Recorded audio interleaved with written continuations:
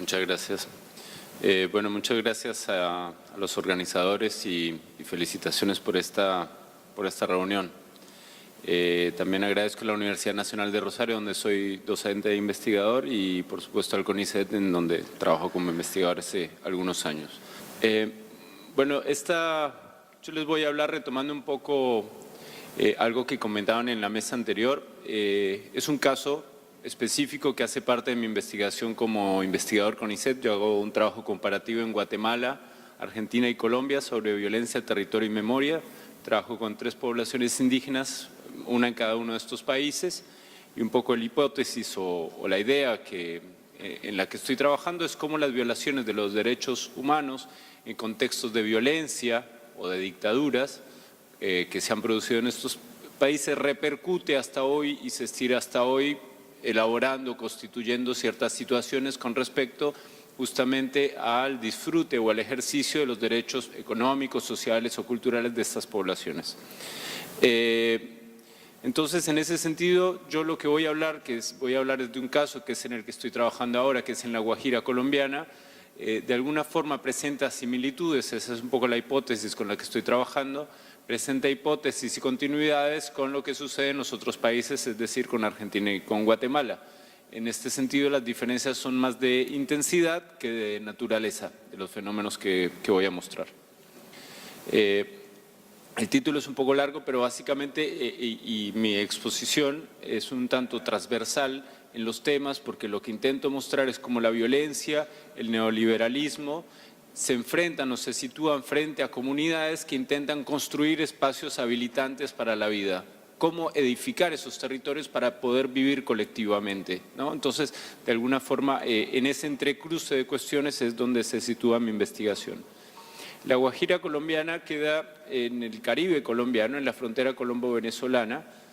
Es decir, puse este mapa porque de alguna forma permite ver que, aunque es una región de frontera, o lo que usualmente se considera una región de frontera, como el Chaco argentino, el Amazonas u otras regiones de este tipo, quedan justamente en el epicentro geográfico del Caribe. Esta situación lo que hace es que las poblaciones indígenas que viven en la Guajira, y en particular los wayú, interactuaron y tuvieron diálogos interreligiosos e interculturales desde el principio del siglo XVI. Interactuaron con los conquistadores, colonizadores, negociaron con ellos, y durante todos estos siglos han estado en una estrecha relación con ellos. Esta imagen, lo lamento, no se ve muy bien. En la Guajira se mantuvo, digamos, durante muchas décadas al margen, digamos, en tanto zona de frontera de la historia política colombiana. En la Guajira, prácticamente hasta los 50, 60, había una población indígena mayoritaria, había unos procesos de colonización que son los habituales en este tipo de zonas, con algunos enclaves, algunos centros urbanos que se empezaban a desarrollar, pero como decía, se mantuvo relativamente al margen. No obstante, como les mencionaba hace un momento, los indígenas wayú interactuaron con todos estos actores coloniales, pero después con los actores republicanos, principalmente en términos económicos, principalmente a través del contrabando. Contrabandaban con los piratas y holandeses que navegaban por todo el Caribe durante toda la época de la colonia, y después durante el periodo republicano con diferentes actores. En estos circuitos participaban incluso agentes del Estado y demás. Es decir, había toda una red económica basada en el contrabando en la que muchos wayú participaban activamente. En los trabajos de campo que yo he hecho allá en La Guajira, por ejemplo, la gente tiene una conciencia muy grande de toda la zona del Caribe, porque efectivamente en sus trayectorias de vida tienen toda la región del Caribe en su mente, ¿no? Entonces, eso lo descoloca poco a uno con respecto a lo que usualmente se piensa de las poblaciones indígenas, que están lejos, que no interactúan con el resto del mundo que los rodea, que no tienen experiencias de este tipo, geográficas amplias y demás. Bueno, eso, digamos que este tipo de trayectorias demuestra que en realidad siempre estuvimos conectados, ¿no? Siempre estuvimos y de alguna forma, para retomar un poco y dialogar con las ideas que aquí se han expresado, hemos habitado esta casa común, digamos, a pesar de estas distancias que se establecen. En la década de los 70, en La Guajira, estas redes de contrabando y de comercios ilegales, sobre estas redes se expandió el comercio de marihuana en la década de los 70 y de los 80. Con el comercio de marihuana empezó a haber una gran cantidad de dinero, pero además un cierto aumento en los índices de violencia en la región, y posteriormente en la década de los 80 sucedió algo que es un poco una de las cuestiones de las que quiero hablar. De lo que quiero hablar es en 1984 se descubrió, digamos, entre comillas, lo que sería el Cerrejón, que es la mina de carbón a cielo abierto más grande del mundo, se dice. Ustedes pueden ver acá un poco la escala de la mina. Esta es una de las camionetas que recogen el carbón en las grandes zanjas que se hacen, y estas son las zanjas de las que estamos hablando. En esas fotos, ahí muy pequeñita, se ve la volqueta que les acabo de mostrar en la imagen anterior. Entonces, la escala del Cerrejón es enorme, no solamente en términos como ustedes pueden ver, del impacto ambiental de la mina, sino además en términos económicos, en términos políticos, en términos culturales. ¿Por qué? Porque el dinero de la mina, que es exorbitante, eso va, digamos, por una serie de marcos regulatorios, va al presupuesto nacional o departamental, ¿no? Entonces, eso hace que haya una afluencia de dinero inusual para este tipo de regiones. Pero en segundo lugar, este impacto económico se convierte, como lo se hablaba aquí hace un rato, en impacto también político. Entonces, de alguna forma, la mina del Cerrejón tiene muchos más recursos y mucho más presupuesto que muchos de los municipios que operan o que existen en este departamento. Y eso se traduce en un impacto político, porque entonces estamos discutiendo políticas públicas, políticas de salud, políticas de educación, que de alguna forma incorporan la idea del extractivismo como parte, o de este tipo de minería, si se quiere, como parte de una agenda pública con la que hay que contar, digamos, y que hay muy poco margen al cuestionamiento. Lo del Cerrejón, digamos, no fue más que el inicio de una serie de transformaciones económicas aceleradas, porque en el breve lapso de 20 años han llegado a la región. Esta es la península de La Guajira, y esos puntos que se ven en el mapa son algunos de los emprendimientos. Hay emprendimientos de gas, de carbón, incluso hay proyectos de energía eólica que se han instalado, digamos, en la zona. Hay también un oleoducto que atraviesa de Venezuela hacia Colombia para salir más derecho hacia el Mar Caribe. Es decir, es toda una red, una geografía que se ha ido modificando para el extractivismo. ¿Eso qué quiere decir? Eso tiene una lógica espacial muy clara, y hay 3 o 4 elementos que me parece importante señalar, y es que hay una política de enclave, es decir, el resto de la región puede permanecer de alguna forma, pero donde están las empresas se establecen mejores niveles de habitabilidad para los empleados, un alto uso de las tecnologías para la rápida extracción de los minerales, basada naturalmente en la eficacia. Esa línea que se ve en el centro del mapa, hay una línea que va de abajo hacia arriba, digamos que en realidad es de sur a norte. Lo que conecta es la mancha negra que está hacia el sur, esas son las zanjas de extracción del Cerrejón, con un Puerto Bolívar que queda en el norte, y lo que hace es que ahí hay un tren que todo el tiempo está corriendo, 24 horas al día, todos los días del año funciona el tren. Entonces, de alguna forma lo que sucede frente a este desembarco y a este despliegue de estas lógicas económicas es una transformación, como decía, geográfica y ambiental muy fuerte, pero también en términos culturales, sociales y políticos. Entonces, toda esta conversión se ha producido dentro del marco democrático que existe en Colombia, digamos. En Colombia no hay una dictadura, es un sistema democrático, elegimos nuestras autoridades, o se eligen, porque yo ahora tengo una condición binacional, se eligen las autoridades democráticamente, y sin embargo todo esto ha sucedido. Pero es que además existen marcos regulatorios. Los derechos de los pueblos indígenas, así como se reconocieron aquí en Argentina con la reforma constitucional, en Colombia se reconocieron también con la reforma del 91, como se reconocieron en Perú, en Guatemala, en todos los países de la región.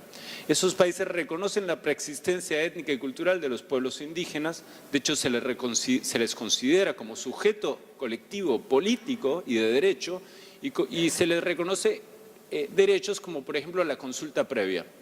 Eso está normado por legislaciones nacionales, por legislaciones internacionales, incluso por Naciones Unidas, OIT, entre otros. Bueno, no nos vamos a detener ahí, pero lo que quiero decir es que los marcos regulatorios existen, ¿no? Entonces, y de hecho muchos wayuu han participado en las consultas previas. Entonces, si uno va un poco a los detalles, y creo que el trabajo etnográfico y antropológico en ese sentido ayuda, es más posible ver dónde es que están funcionando las cuestiones, porque si uno habla con las empresas, esta es una fotografía de empresas públicas de Medellín, ellos hicieron un parque eólico en La Guajira en el año 2004, haciendo consulta previa con las comunidades, en fin. Ahora, yo quiero retomar algo de lo que se dijo hace un rato acá. Las empresas extractivas se expanden permanentemente. Es su deber ser, es su lógica, es lo que tienen que hacer de alguna forma, porque es un poco la intención, es su deseo, es su razón de ser. Entonces, los marcos regulatorios de alguna forma deberían poder, ¿no?, negociar, digamos, o poner de vuelta en este escenario de lo común los derechos de las poblaciones que viven con estas otras formas de producción económica. Dejo ahí un momento la cuestión para pasar a un segundo punto sobre el que no tengo imágenes deliberadamente. Además de esta expansión que se produce con la economía a partir de 1984 hasta el momento, se ha producido en Colombia, todos ustedes lo saben, altos índices de violencia de una guerra que ya lleva 50 años y sobre la que ahora estamos afortunadamente negociando y avanzando bastante en las negociaciones en La Habana. Pero lo que quiero decir, haciendo un poco de historia del pasado reciente, desde la década del 2000, lo que ocurrió en La Guajira, como ocurrió en muchas otras regiones del país, fue la expansión de la violencia paramilitar. La violencia paramilitar, los paramilitares, tampoco puedo detener profundamente en esto, pero el paramilitarismo en Colombia en principio quería luchar contra la guerrilla y contra sus excesos, digamos, pero rápidamente se convirtió en una empresa de apropiación económica, de apropiación de las empresas, de narcotráfico y con muchas alianzas con los políticos en Colombia. Más de la mitad del Congreso en el periodo pasado estuvo acosado o procesado por vínculos con el paramilitarismo, digamos, no es mi opinión, hay unas cuestiones jurídicas que se han hecho al respecto. Y lo que sucedió en La Guajira es que los paramilitares se desplegaron en La Guajira con un interés muy claro que fue la apropiación de estas rutas que les mencionaba de contrabando en las que estaban participando los wayuu. Recuerdan que ellos comerciaban con piratas, gente que producía y comercializaba marihuana. Bueno, esas rutas fueron las que los paramilitares entraron a disputar. Eso tuvo un efecto muy claro, más de 25 masacres en toda La Guajira, muchísimos desaparecidos que no se sabe cuántos son, varios informes por parte del Estado colombiano de derechos humanos y de memoria tratando de entender las consecuencias de ese conflicto y una geografía que, además de la cuestión económica y extractivista, se le sumaba la cuestión de la violencia, ¿no? Entonces, por un lado, esta transformación económica, estas empresas, uno no podría, digamos, continuaban con su producción económica, la violencia por otra parte se expandía y los wayuu y la demás población de La Guajira, digamos, estaba como en esta situación. Uno no podría, yo no podría afirmar de ninguna manera que las empresas en La Guajira financiaban a los grupos paramilitares porque no fue así. Eso no, por lo menos no hay nadie que lo haya podido comprobar. Pero lo que sí ocurre es que se establece un contexto en donde los derechos, la gente no puede luchar por sus derechos en una situación en donde se desaparecen líderes sociales y demás, ¿no? Entonces, de alguna forma las cosas dialogan, ¿no? Y a lo otro que me quiero referir es que el Cerrejón, en el 2005, justamente con esta lógica de la que les hablaba, en el 2005 plantea un proyecto, que era el proyecto del desvío del río Ranchería.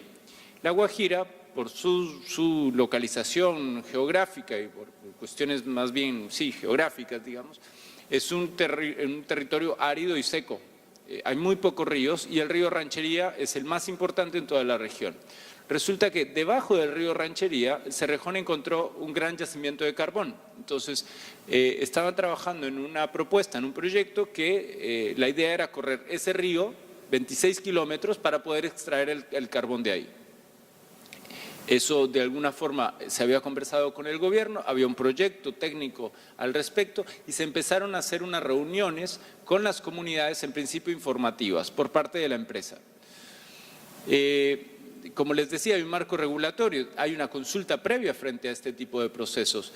La consulta previa no fue realizada, ¿por qué? Porque estas reuniones informativas se convertían en reuniones de negociación, en donde a las comunidades que están en una situación de pobreza estructural, digamos, en esta situación de violencia, con dificultades para resolver sus condiciones de existencia, es decir, hay una negociación desigual, estructuralmente desigual, las comunidades aceptaban cosas muy pequeñas para dar una especie de acuerdo. Bueno, la consulta previa no se hizo, pero lo que sí se hizo, y es algo que me parece que, bueno, una de las cuestiones que quería traer acá, es que las comunidades indígenas de alguna forma son como las únicas que están llamadas a poder negociar con estas empresas. Las comunidades afro no tienen o tienen menos esa capacidad de negociación.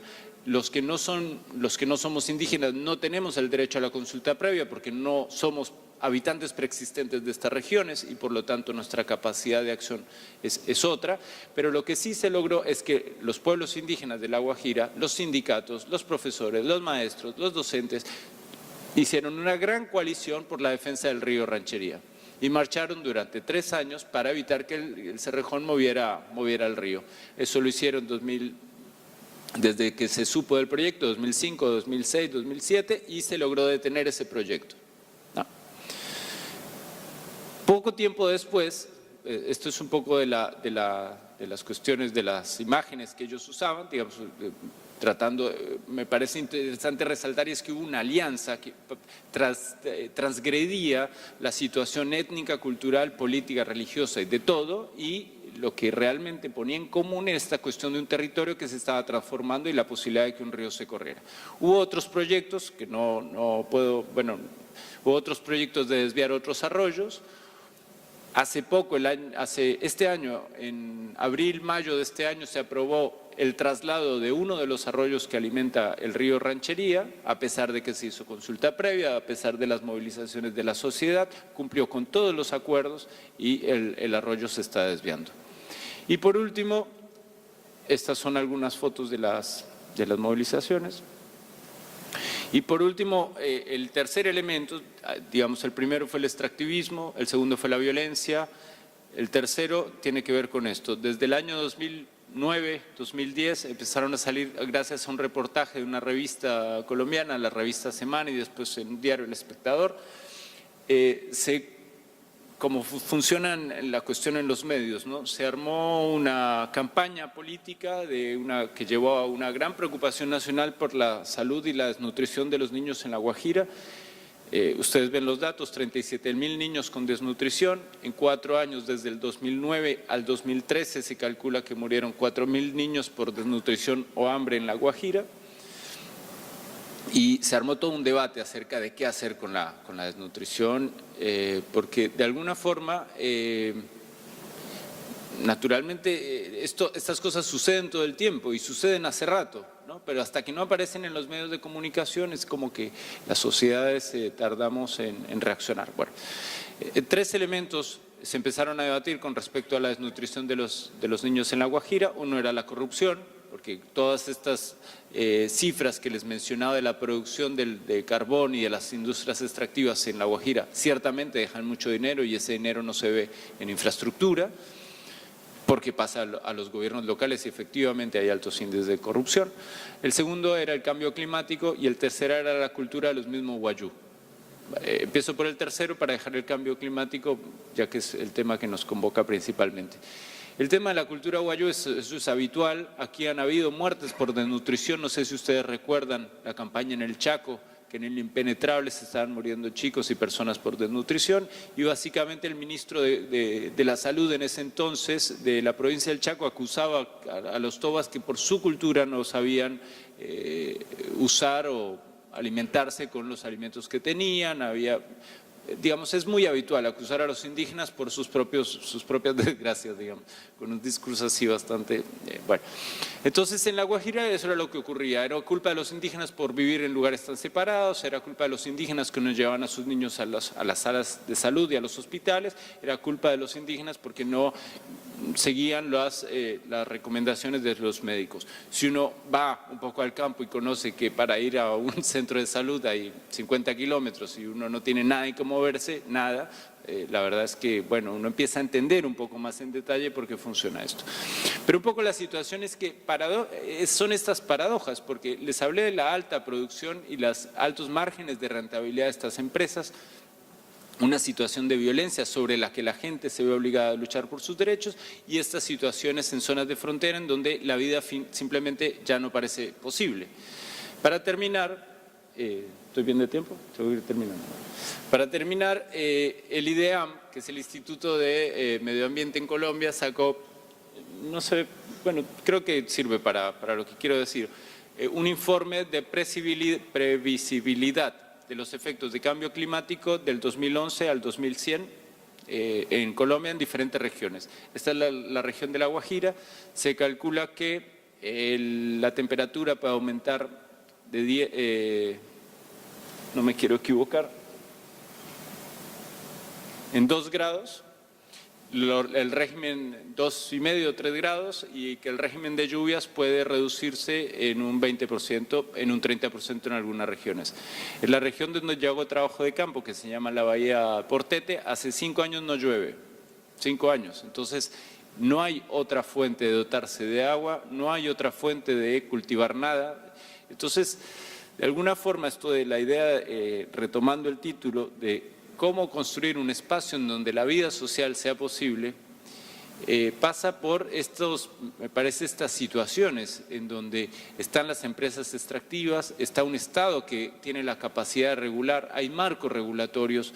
Yo creo que, de alguna manera, en las coaliciones que yo describía cuando se quería desviar el río Ranchería, existe alguna posibilidad de edificar algo que transgreda las fronteras étnicas, políticas, religiosas y culturales y nos ayuda a pensar en el territorio, esto que compartimos, que justamente es lo común.